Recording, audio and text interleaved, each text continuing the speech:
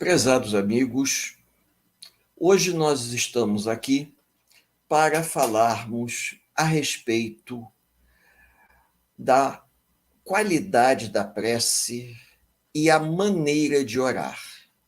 Evangelho segundo o Espiritismo, capítulo 27. O capítulo é longo, mas nós vamos pegar, em particular, a maneira com que nós oramos e como nós deveríamos orar, segundo Kardec recebeu de orientação do Espírito da Verdade. Paulo de Tarso, em uma passagem muito antiga, isso na Idade Antiga, se nós podemos dizer, né? Até rimou. Paulo de Tarso ele diz que a oração ela deve ser extremamente transparente e ela deve transparecer os nossos sentimentos. Se eu faço uma prece numa língua que eu não entendo, essa prece não poderá, em momento algum, corresponder àquilo que eu sinto. Eu posso até pensar, mas eu não vou conseguir exteriorizar. A prece, ela deve ser uma coisa simples, de maneira que a gente consiga exteriorizar o que nós sentimos, o que nós desejamos, nossas angústias, nossas dificuldades. Por que nós estamos falando isso? Porque, infelizmente, na história da humanidade, com base no livro A Caminho da Luz, a gente observa que na cristandade ocidental, o latim foi utilizado como língua oficial da Igreja, até porque o latim era a língua oficial do Império Romano. E o Império Romano ele vai dominar todos os povos da Europa, impondo o seu modelo de vida, impondo sua cultura. E os romanos chamavam de bárbaros todos os povos que não falavam latim e não tinham a mesma cultura dos romanos. Dessa forma, muitas tribos foram convertidas à força, subjugadas à força. E essas tribos, por não se interessarem em conhecer o latim, eles acabavam se convertendo ao cristianismo e reproduzindo uma religião sem necessariamente se envolver ou entendê-la. Isso que é importante que a gente compreenda. Dessa forma, ao longo dos séculos, muitos repetiam aquelas cantilenas, repetiam frases que não sabiam o verdadeiro significado. E como a maioria das pessoas eram analfabetas, não sabiam ler e escrever, dentro de um contexto que nós chamamos de analfabetos, aquele indivíduo que não conhece a língua que fala ou uma outra língua. Por exemplo, eu falo português, mas em se tratando de uma língua tipo oriental, eu sou totalmente um desconhecedor da língua, que antigamente se dizia analfabeto naquela língua. Então, por ser um desconhecedor da língua, devido ao fato das línguas terem ramificações totalmente diferentes, fica difícil o indivíduo, às vezes, acompanhar ou entender. Duas línguas diametralmente opostas. Durante muito tempo, a Igreja e os governantes ocidentais se utilizaram da religião como uma forma de dominação. Até que, por volta de 1520, na Alemanha, no norte da Alemanha, um monge da ordem de Santo Agostinho, conhecido como Martinho Lutero, ele vai romper com a Igreja Católica e vai criar várias teses, aonde ele vai rever a relação dele com o cristianismo. E entre as suas teorias, suas teses, Lutero propunha que a proposta de Lutero era que a missa fosse rezada na língua local e o Novo Testamento ele fosse traduzido para a língua local, de maneira que todas as pessoas pudessem ter acesso à Bíblia, ao Novo Testamento, e elas tirarem e fazerem a interpretação segundo o seu desejo pessoal. E não aceitar uma interpretação pronta, formatada, imposta por uma classe governante da igreja ou do governo real. Com o passar do tempo, houve uma dificuldade muito grande. Nessa mesma época, no final da Idade Média, início da Idade Moderna, Gutenberg, também na Alemanha, ele vai desenvolver a imprensa de tipos móveis, ou seja, tipos metálicos de chumbo, facilitando a impressão. Com isso, Gutenberg passou a imprimir em larga escala, e a Bíblia, que foi um dos primeiros livros produzidos, ele foi bastante difundido, mas em latim e não em alemão. Isso era um problema, porque apenas um nobre, uma pessoa com educação, porque às vezes o indivíduo tinha uma família abastada, mas o indivíduo não sabia ler e escrever, porque a leitura e a escrita eram quase que uma capacitação do indivíduo. Só para os amigos entenderem, na época do Egito Antigo, existia uma pessoa que era responsável pela escrita, o escriba, um garoto que era escolhido para aprender a ler e escrever. Ele era o escrivão oficial do faraó, era o escriba, e o indivíduo que tinha uma vida muito boa. Por quê? Porque ele tinha o domínio de uma arte que eram pouquíssimas pessoas que sabiam ler e escrever. Então, por aí a gente tem ideia, o que hoje, por exemplo, digamos que 90% da população sabe ler e escrever, pelo menos o necessário, o básico, tá? No passado era o oposto, talvez nem 5% soubessem ler e escrever. Eu creio que se nós fôssemos fazer uma estatística real, no ato da proclamação da República do Brasil, em 1891, nós teríamos aí mais ou menos o equivalente, né? Proclamação da República não foi em 1891, né? Foi em 1889, mas ao final do governo provisório, após a proclamação da República, nós vamos ter menos de 5% da população que sabia realmente ler e escrever qualquer coisa, porque a maior parte das pessoas não sabiam, não haviam escolas. Então, isso é importante, porque no momento que o governo republicano passou-se o período provisório e foi estabelecido o governo republicano em 1891, com o Marechal Deodoro da Fonseca, menos de 5% sabia realmente ler e escrever. E isso reflete muito, porque uma população que não sabe ler e escrever acaba aceitando o que os mandos e desmandos dos governantes. Então, eu estou usando como referencial isso para vocês entenderem que, quanto o iluminismo, no final do século XVIII, por volta de 1780 a 1790, se propagou, o iluminismo ele beneficiava a uma pequena parcela da população francesa. Por quê? Não eram todas as pessoas que sabiam ler e escrever.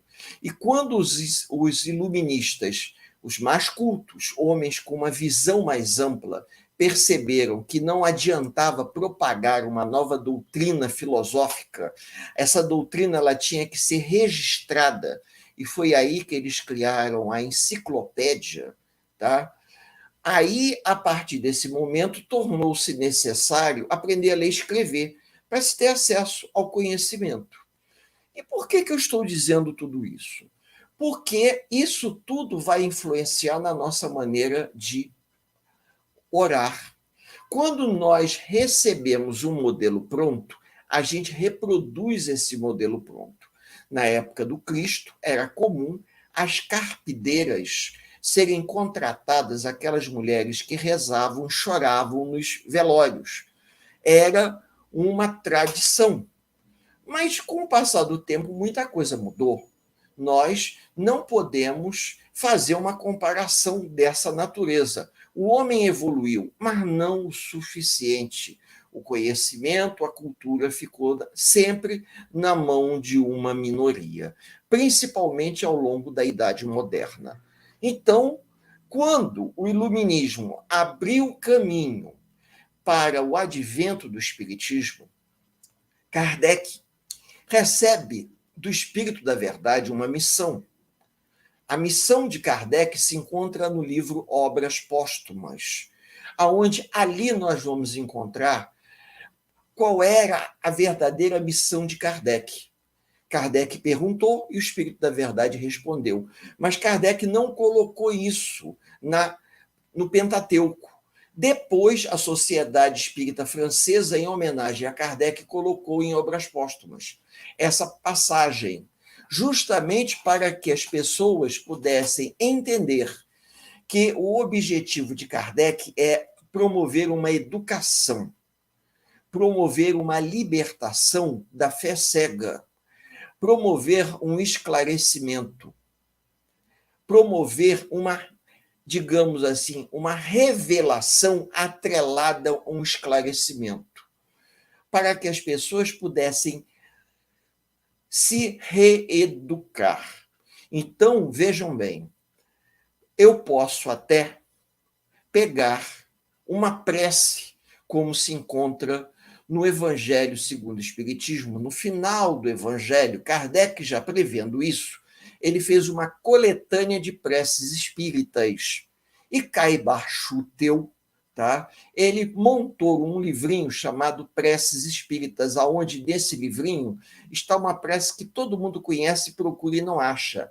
Prece de Caritas. Está no livro de Preces Espíritas de Caibar Schuttel, que foi editado pelo Clarim, lá de Matão. São sugestões para que o indivíduo ele possa se desprender daquela forma tradicional de oração. Então, o que acontece? A pessoa ela pode pegar o evangelho, embora a FEB, já percebendo a carência e necessidade das pessoas, editou separadamente um opúsculo chamado Preces, que é o final do evangelho, para que as pessoas possam ter esse livrinho pequenininho, de maneira a ler e tentar aprender a fazer uma prece pelos necessitados, por exemplo, fazer uma prece pelo enfermo, fazer uma prece pelo aquele que desencarnou. E Kardec, ele nos reeducando, ele abriu um campo de avaliação muito interessante. Por quê? Na fé cega que a Igreja Católica acabou estabelecendo na cristandade ocidental, dentro daquele modelo convencional, as pessoas só enxergavam dois caminhos, ou a salvação ou o sofrimento eterno.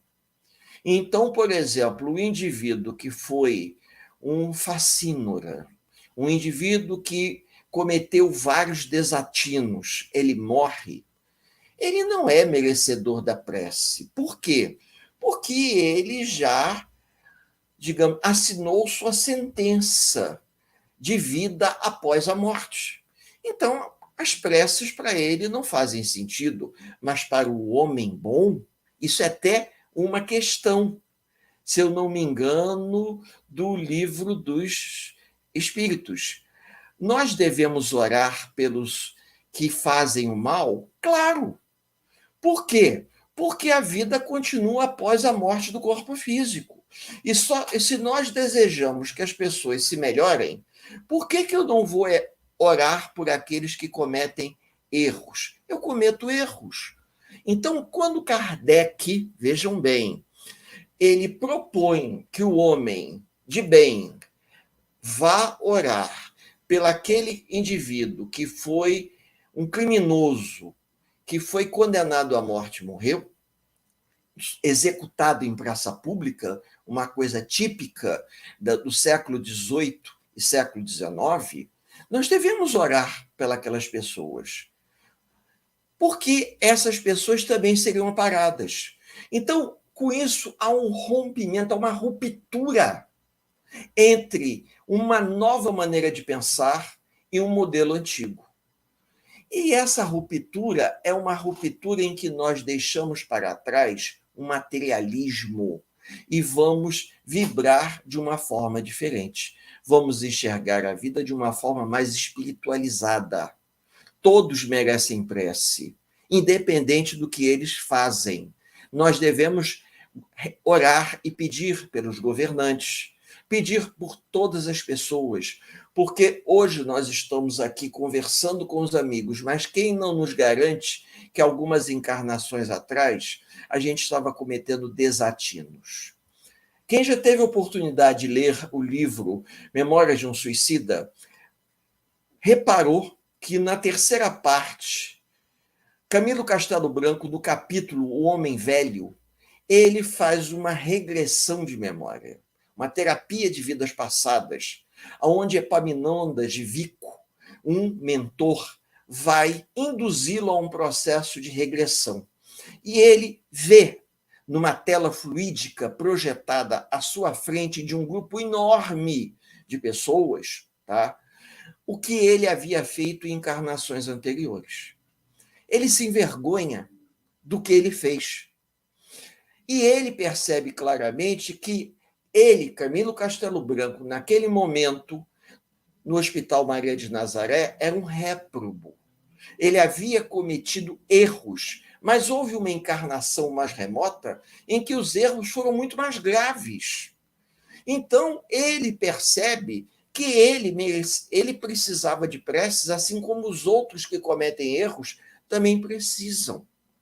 Vejam, a mudança do formato, do enxergar a necessidade do outro, quando nós pegamos nomes de pessoas e levamos para a prece.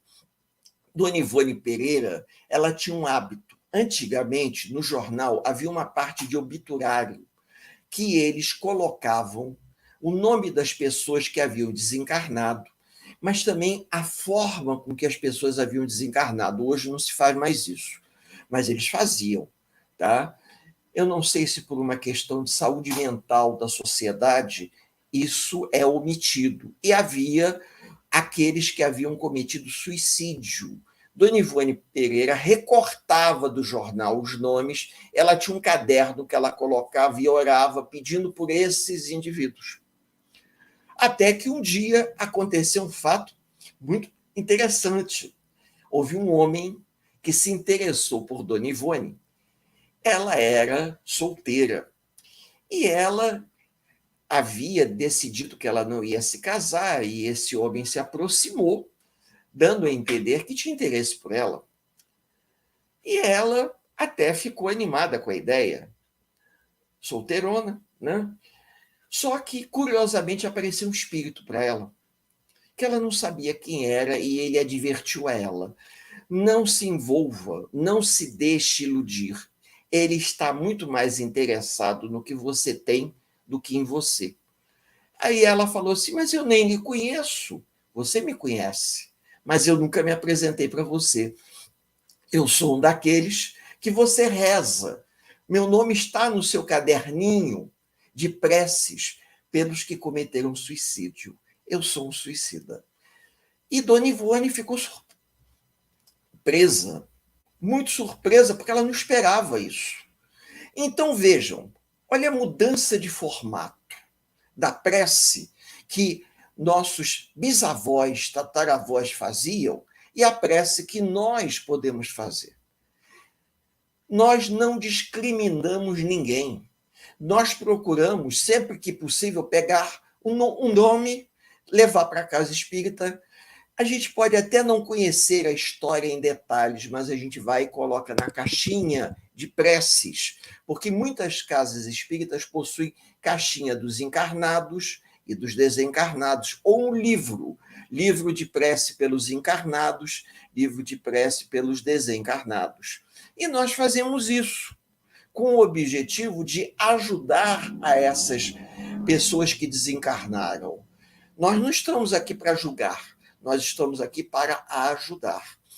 Mas a ajuda, às vezes, ela depende de uma mudança das nossas crenças.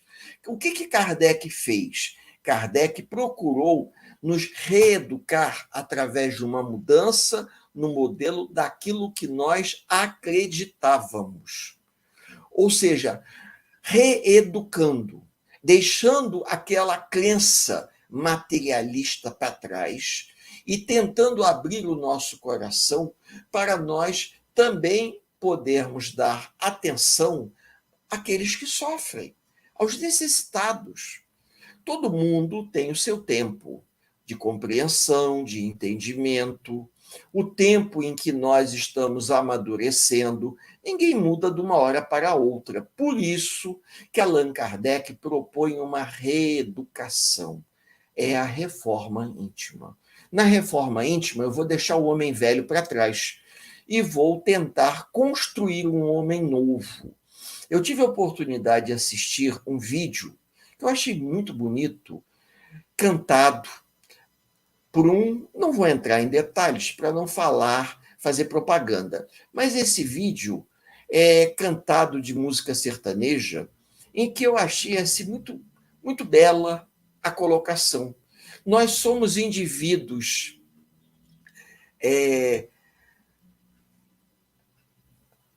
atrasados, nós somos indivíduos que estamos em processo de reconstrução. Nós somos espíritos comprometidos, que reencarnamos para nos reconstruirmos através de uma educação libertadora, através de um conhecimento aonde nós vamos deixar velhas crenças para trás. Vou citar um exemplo simples. Quando nós falamos em uma live desse tipo, em um estudo desse tipo, ou falamos em uma casa espírita, nós não falamos apenas para encarnados, nós falamos também para desencarnados. Os desencarnados nos ouvem, os desencarnados avaliam as nossas atitudes porque eles nos veem na essência. E a gente, para o encarnado, a gente pode até dissimular, mas para o desencarnado, não. O desencarnado, ele vê na nossa essência quem nós somos. Por isso que Kardec coloca no Livro dos Espíritos que Deus, ele não vê a atitude, ele vê a intenção. Eu posso até rezar, pegar o livro de preces, tá? Por vergonha não saber rezar, pegar o Evangelho, ou pegar esse livro de preces de Caibar Schutel e rezar, tá? Aquela reza quase mecânica. Eu vou ler aquela que ali tem uma espécie de um script, né? Onde a pessoa lê e tem um espaço onde a gente coloca o nome. Eu peço por fulano, né? Aí aparece assim, fulano entre parênteses e uns pontinhos para a gente naquele momento dizer o nome da pessoa. Isso é um costume, talvez até cultural. E aí o resto você pede, tal qual está ali, para que a pessoa possa criar o hábito da oração. Porém, se eu colocar naquela leitura um sentimento de querer ajudar, esse sentimento vai vibrar de tal forma como se a prece ela vai ser uma transmissão dos meus sentimentos. Eu não vou estar fazendo uma leitura.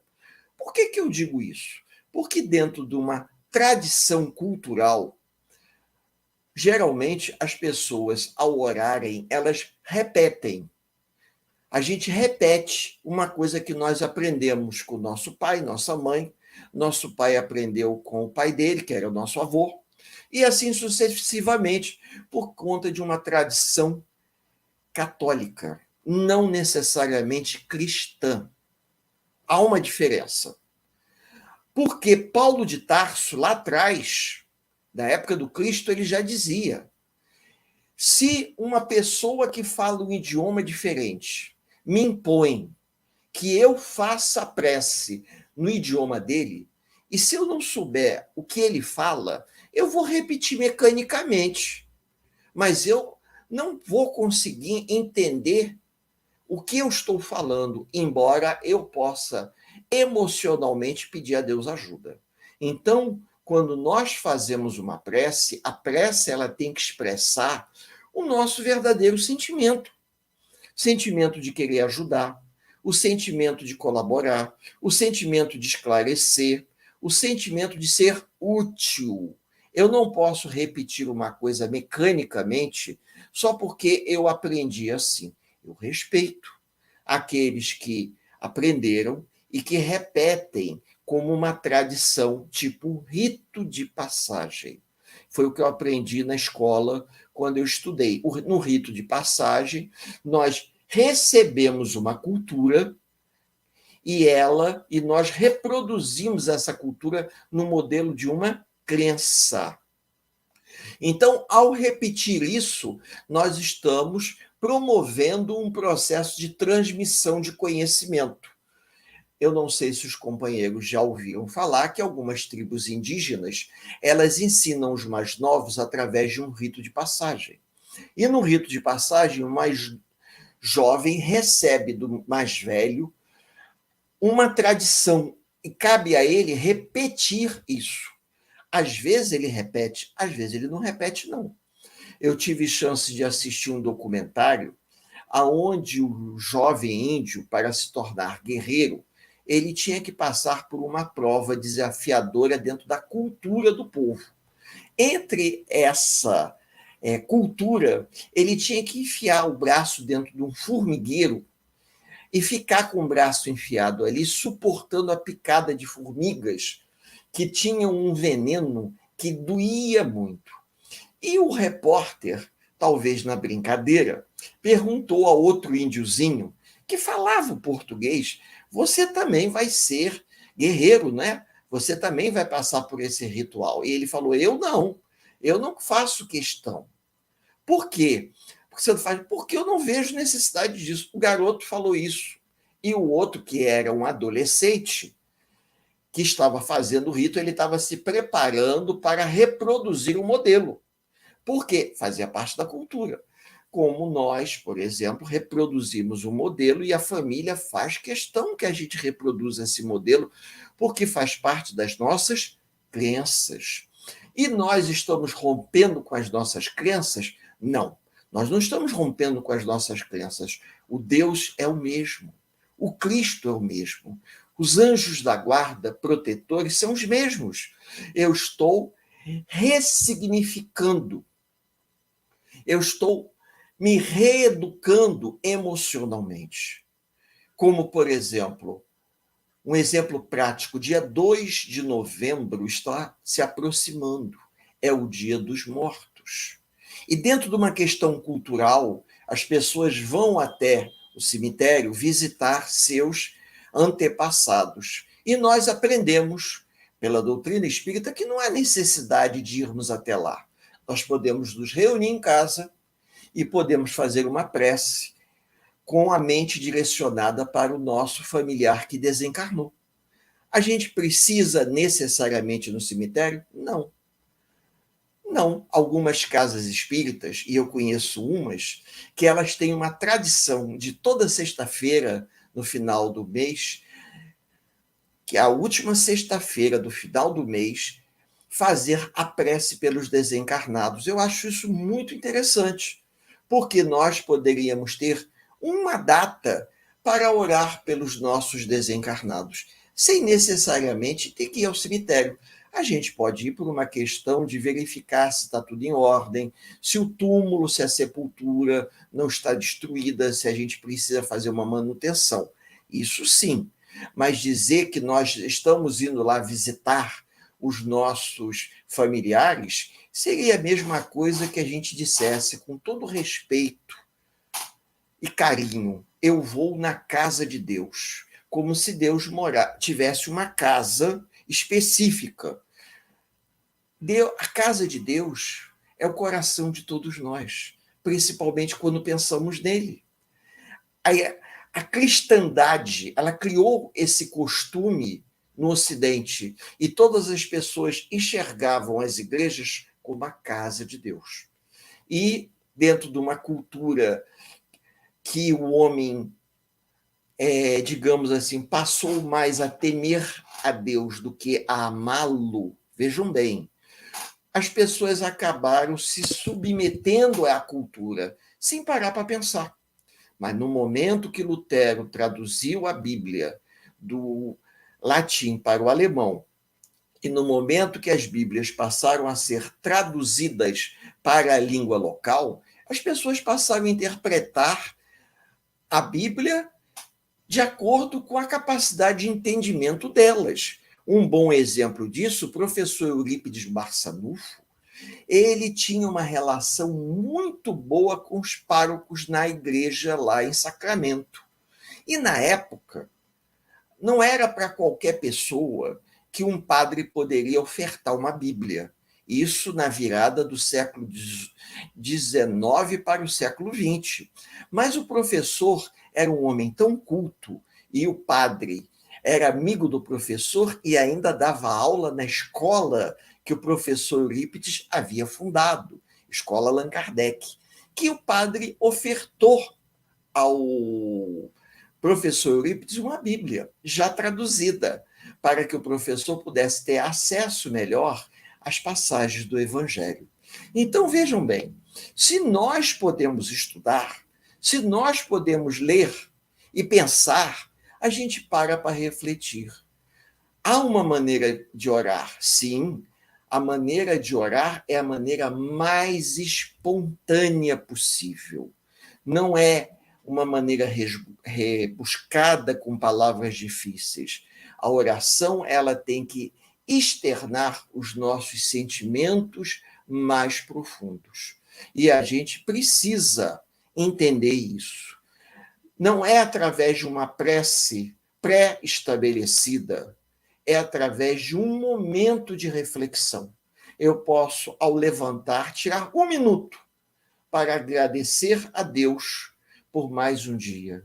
E à noite, eu posso tirar um minuto ou dois para agradecer a Deus pela oportunidade daquele dia e fazer um balanço. O que de útil eu fiz por alguém? Então, isso vai fazendo com que a gente vá reformulando a nossa maneira de enxergar a vida, a nossa maneira de nos relacionarmos mentalmente com a espiritualidade. Porque espíritos evoluídos moralmente falando assumiram um compromisso e se doaram em favor dos necessitados, trabalhando em prol do bem. Frei Fabiano de Cristo, João Barbosa, se nós formos buscar a história, um comerciante português que chegou no Rio de Janeiro para trabalhar na região da mineração. Um jovem que, junto com 2 sócios, vão se estabelecer no Rio de Janeiro. E esse jovem, João Barbosa, ele resolve, por ter uma visão, deixado a vida no mundo, a vida secular, para viver a vida regular num convento. Ele não tinha formação religiosa. E como é que ele orava? Abrindo seu coração e conversando com Deus. E João Barbosa vai ser ordenado como frei menor. O frei menor ou frade menor, eram aqueles que não tinham formação religiosa. Ele não tinha passado pelo mosteiro, mas ele tinha feito votos e tinha demonstrado ao superior da ordem que ele teria capacidade plena de seguir todas as normas, obedecendo os votos de pobreza, obediência e de castidade. E Frei Fabiano de Cristo, ele vai nos deixar uma história lindíssima, para que a gente, no final, a gente descubra que Frei Fabiano de Cristo foi a reencarnação de José de Anchieta. É uma passagem muito bonita. E aí a gente pensa assim, há fórmulas para se orar? Não. A pessoa pode orar externando os sentimentos da melhor forma possível. E para que a gente possa ir terminando esse nosso bate-papo amigo, eu vou contar uma história que eu ouvi de uma rádio espírita do Paraná. Existe uma rádio espírita, eu não sei nem se hoje ela ainda é ativa. E essa rádio, ela ganhou espaço e todo dia tinha Minuto Espírita. Na verdade, não era um minuto, era pelo menos uns 5 que eles ocupavam. Mas eles juntaram tudo aquilo e fizeram uma coletânea e começaram a vender os CDs, e eu comprei muitos daqueles CDs. Tá? Era legal, porque a gente tinha a oportunidade de escutar, colocar o CD e escutar aqueles minutos espíritas que a rádio lá do Paraná divulgava. E entre as diversas histórias que o radialista contava com uma voz que realmente envolvia a gente, havia um homem, morador de rua, que ele entrava na igreja, ficava em frente ao crucifixo, àquela cruz do Cristo crucificado. O padre achava estranho que aquele homem ficasse ali parado, olhando para o Cristo crucificado. De repente, em função da época e do preconceito, o padre até ficava preocupado, porque tinha receios que ele pudesse furtar alguma coisa. Mas aí o padre falou: não, eu não posso pensar assim. Eu tenho que me socializar com ele. Aí se aproximou e perguntou assim: o senhor deseja alguma coisa? Ele falou assim: não, eu vim visitar meu amigo. Aí ele perguntou: quem é seu amigo? Aí o homem apontou para o Cristo crucificado e disse: aqui, todo dia eu passo aqui e paro aqui em frente e fico olhando para ele e digo para ele: Senhor, seu preto João veio te visitar. E aí eu fico um pouquinho e depois vou embora. Faço isso todo dia. E o padre falou: realmente, eu já vi o senhor aqui. E ele foi embora, se despediu. E o padre ficou até, digamos assim, chateado, porque era um morador de rua, uma pessoa muito simples, que estava indo até ali para orar do jeito que ela sabia orar. E o padre passou a observá-lo, ele ia, todo dia naquele horário, ficava ali uns 5 minutos em pé, olhando para o Cristo, e depois ia embora. Ele sumiu. Ele sumiu, e o padre reparou isso e ficou preocupado. E começou a procurar ele nas imediações, descrevendo mais ou menos, dizendo que ele tinha se apresentado com o nome de João, mas ele não sabia quem era. De tanto o padre de perguntar, alguns identificaram. Ah, nós sabemos quem é, ele passou mal. Chamaram uma ambulância e levaram ele para o hospital público. Ele está no hospital público. Vocês sabem quem ele é? Não, a gente não conhece, não. Ele é morador de rua. Ele vive aqui. As pessoas dão a ele alguma coisa para comer e ele fica aqui. Aí o padre falou, eu vou até lá. Aí foi até lá, perguntou na recepção, indicaram, ele está na enfermaria tal, para pessoas que não têm condições de pagar. Aí o padre foi até lá, ele estava lá, na enfermaria, deitado. O padre se aproximou dele, ele tinha mudado de roupa, deram um banho, trocaram de roupa, cortaram o cabelo, né? E ele estava até com uma aparência melhor.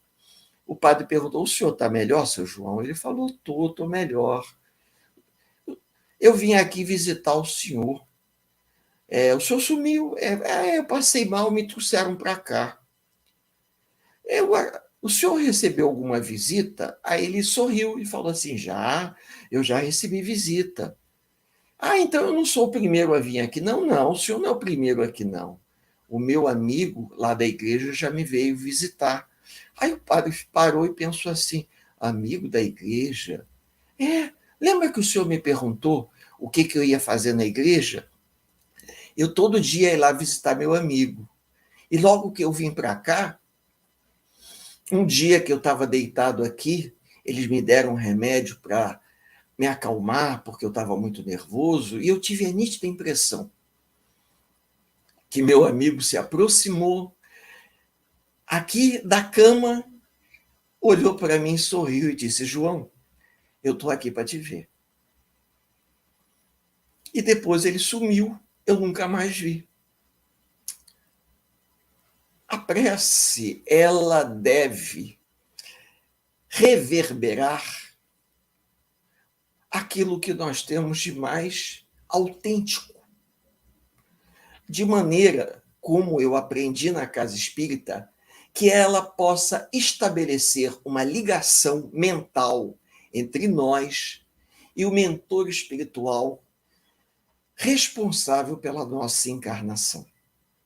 Não existe prece sem resposta, dizem os espíritos. Então, toda prece, ela, no momento certo, será respondida. Sem fórmula mágica, sem nenhum tipo de arrumação de palavras bonitas. Preces que possam expressar o que nós carregamos no coração. Eu convido a todos a elevarmos o pensamento em prece, aproveitando esse bate-papo que tivemos para agradecer. Agradecer aos trabalhadores do mundo espiritual a oportunidade desse encontro fraterno. Que os benfeitores da casa espírita que nos acolhe possam nos envolver a todos, nos ofertando a oportunidade da renovação. E que a gente faça por onde merecer, abrindo o nosso coração e a nossa mente para uma renovação, rompendo com um velho modelo muito carregado de materialismo e abrindo o nosso coração para sermos úteis àqueles que precisam, mesmo que seja por intermédio de uma prece intercessória. Eu desejo a todos os amigos um dia de paz e de luz, e que o Cristo, nosso amado Mestre, abençoe a todos nós, por hoje, agora e por todo sempre. Que assim seja.